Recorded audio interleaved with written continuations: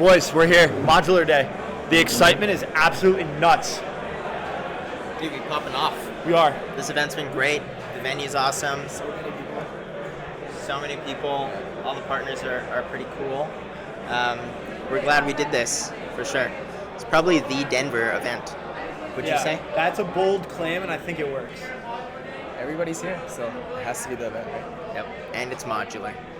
Of course, it's modular. I mean, if we look at this, this is the module right now, and we've got Chief Modular up on the stage right now. He's standing on a bar. That there is someone standing on the bar.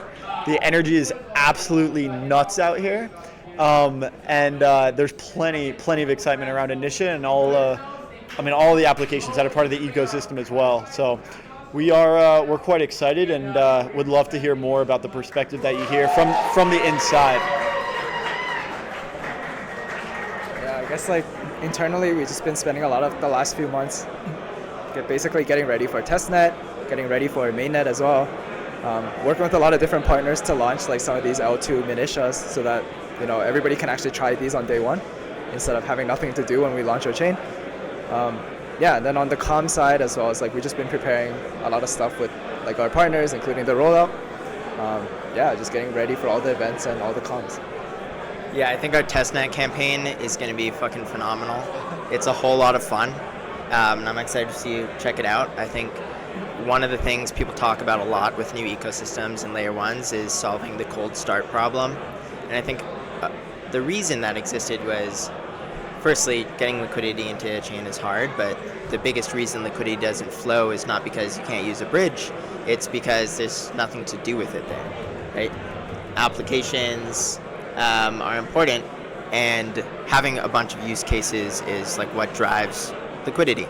And so I think what we've done is, over the course of months on closed testnet, we've been working with a handful of really kick-ass teams to get them ready to go for their layer 2 projects and launch on our public testnet. So when public testnet rolls around, there'll be plenty of things to participate in, see some of these early applications taking full advantage of the tech stack, and really understand how Initia is supposed to look and feel and change the way that multi-chain networks should operate.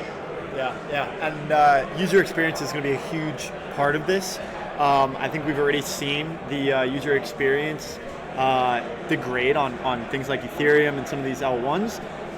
So I'm quite excited for the user experience improvements that come with some of these roll-up stacks, these ecosystems, and there's a few of them out there, but I would love to hear more about how you guys are pushing the envelope for user experience, and generally why you think users are going to enjoy Initia.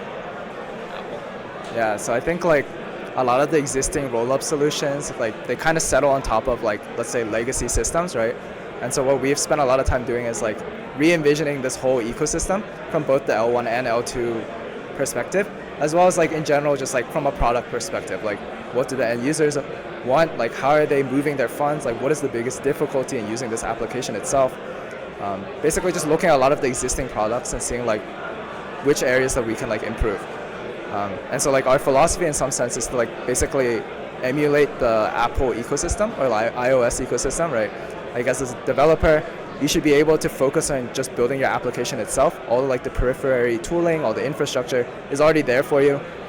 Day one, you shouldn't need to worry about smart contract bridges. You shouldn't need to worry about like token fungibility. You shouldn't have to worry about whether or not you have access to native USDC.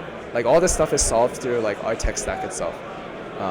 Yeah, so we spend a lot of time working on those, making sure like those types of tooling are ready for basically developers and the teams that will be building on top of Initia itself. Yeah, I think the product stack is something we focused a lot on. So just exactly how it looks to move between different applications on different chains.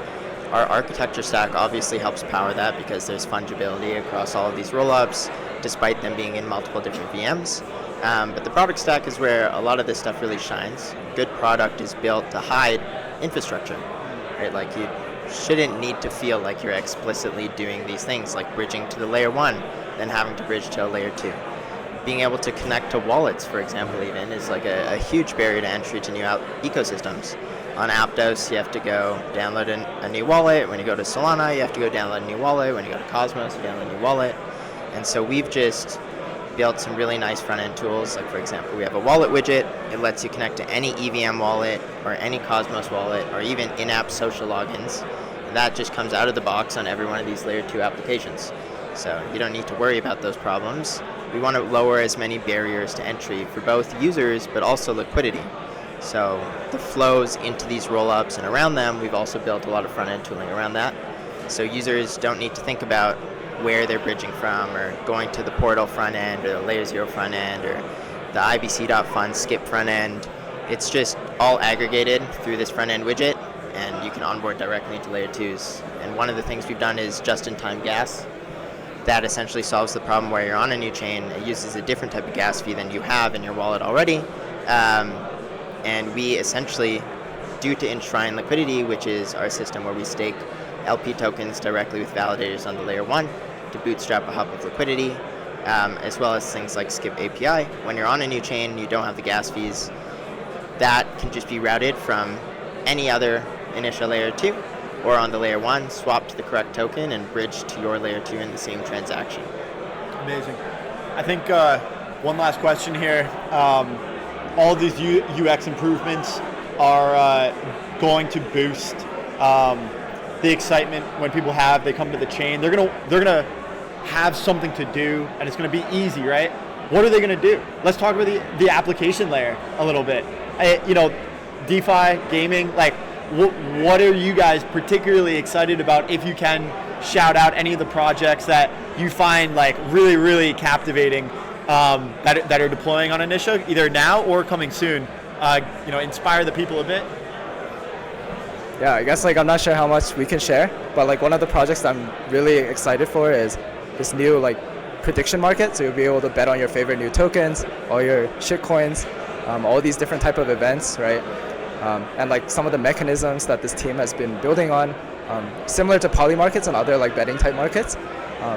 But yeah, they've made a lot of improvements to the underlying mechanism. It doesn't require as much liquidity in general. So definitely something to look out for as one of the L2s when you're first joining.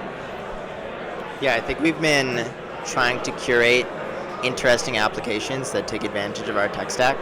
So aside from that prediction market, there's a project that does something called limitless pools. Essentially what this is leverage on any asset as long as there is a liquidity pool. And this works across every blockchain.